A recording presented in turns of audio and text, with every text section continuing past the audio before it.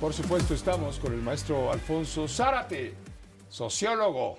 Él escribe Los usos del poder, hay que leerlo todos los jueves en el diario El Universal. Él es también presidente de Grupo Consultor Interdisciplinario, GCI, es una firma especializada en estrategia y comunicación política y colaborador en este espacio. Alfonso, ¿cómo estás? Bienvenido. Bien, Pepe.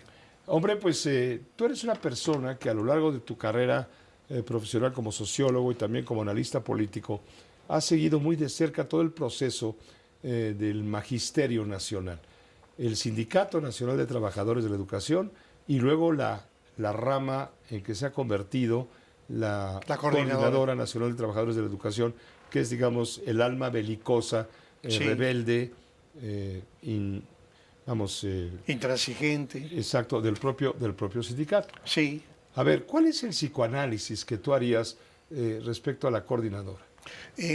Yo pienso que es muy importante cuando se analiza un fenómeno político el partir de la génesis de ese fenómeno, de ese acontecimiento, de ese actor político. Hace muchos años leí una frase que me parece que expresa muy bien lo que quiero decir, y esa frase dice: una sociología sin historia no tiene raíces, pero una historia sin sociología no tiene frutos. Entonces yo creo que el análisis político se enriquece a partir del reconocimiento de esa génesis, de ese antecedente. Y cuando observamos a la coordinadora en la Ciudad de México en estos días, como ha ocurrido en años anteriores, bloqueando calles, haciendo plantones en el Zócalo, irrumpiendo en oficinas públicas, etcétera, a veces el analista se queda en lo superficial, que es lo que está ocurriendo en esos días. Pero a mí me parece que es importantísimo ir a las raíces. A la génesis de todo esto. A la génesis. Y yo diría, Pepe, que en la génesis de todo esto están varias condiciones.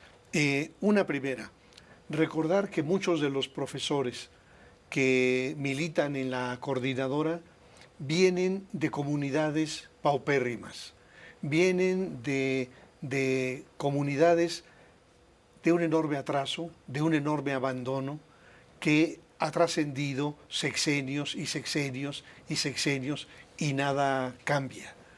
Pero además de comunidades que han experimentado no solo el abandono, sino también la represión.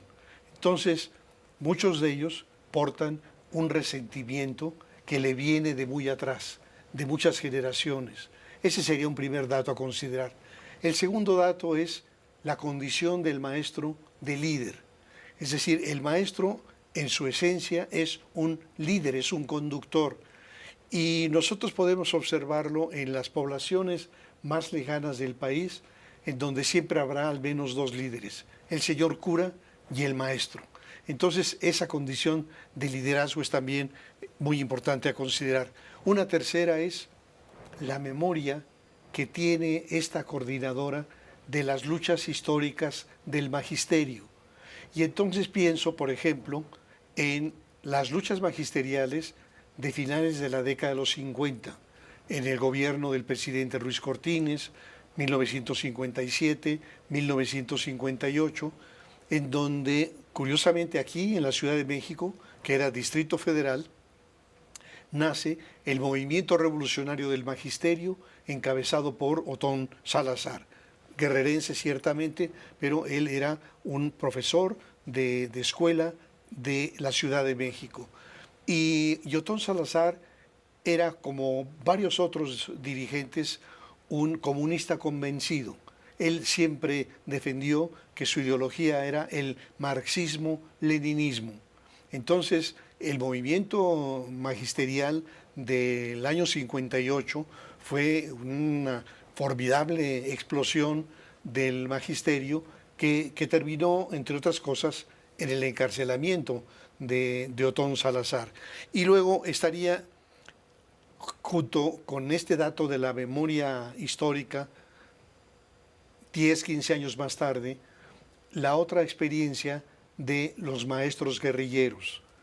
Y Ahí curiosamente, entra la maestra Elvester. no, estamos todavía más atrás, Ah, ya. Pepe. Sí, entonces estamos todavía más atrás. Cuando hablamos, por ejemplo, de Otón Salazar, aunque es egresado de la Normal Superior, también es egresado de Ayotzinapa. Y mencionaría a los otros dos distinguidos. Lucio Cabañas y Exacto, Genaro Vázquez Rojas. exactamente. Entonces, lo que tenemos, que eso ya nos mueve, digamos, a los años 70, es esta decisión de estos dos profesores que fueron líderes estudiantiles en la Normal de Ayotzinapa, que fueron después líderes magisteriales y que finalmente se convirtieron en guerrilleros. Es decir, la experiencia, por ejemplo, de Lucio es la incursión en su pueblo de policías judiciales que masacran a gente del pueblo. Y eso lo convence de que no hay otra forma de transformar que la guerrilla, y forma lo que se conoce como el Partido de los Pobres. Así que tenemos ese capítulo de historia del magisterio que además se fortalece en las escuelas normales rurales, particularmente en Ayotzinapa, que tiene como sus figuras emblemáticas efectivamente a Lucio Cabañas, a Genaro Vázquez Rojas, pero también a Carlos Marx y a Federico Engels y al Che Guevara. Entonces estás hablando de una combinación de datos que te producen un profesor al cual forman no solamente para enseñar, sino para hacer la revolución.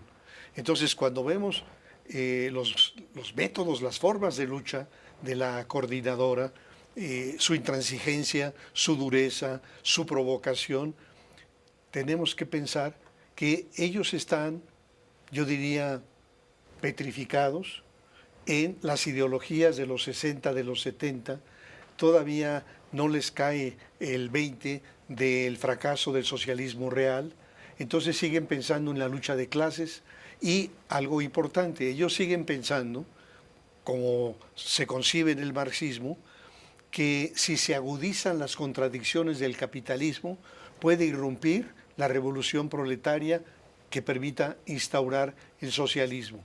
Entonces vamos entendiendo cuál es la lógica de la coordinadora, de su liderazgo, de su forma de lucha.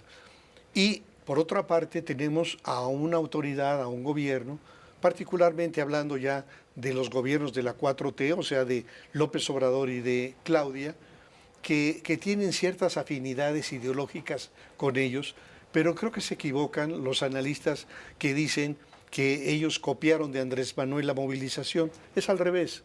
Es decir, esta estrategia de lucha, de movilización, viene de mucho más atrás del magisterio y de otras luchas sociales. Entonces, ellos no se adscriben a un partido político ni a un liderazgo. Si acaso concurren en algún tramo con López Obrador, van con López Obrador, pero en su discurso son solamente compañeros de viaje. ¿Dónde entra la maestra Elvester? La maestra Elvester viene en el momento en el que... Ella aprovecha justamente esta corriente. Sí, Ella fue la lideresa del Sindicato Nacional de Trabajo, eterna, después de que cayó aquel viejo líder, Carlos Jongitud. Carlos Jongitud Barrios. Ella fue hechura de Carlos Salinas de Gortari como lideresa. Y de Manuel Camacho. Y de Manuel Camacho Solís, exactamente. Sí.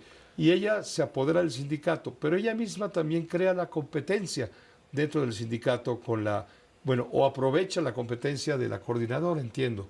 Corrígeme, por favor. Yo creo que la llegada a la conducción del CENTE de la maestra Elvester tiene que ver precisamente con el momento de irrupción de la coordinadora. La coordinadora, lo habíamos comentado en alguna otra mesa, nace con dos propósitos fundamentales. El primero, detener el empobrecimiento de los maestros, que venía de 6 años de crecimiento cero de la economía con Miguel de la Madrid.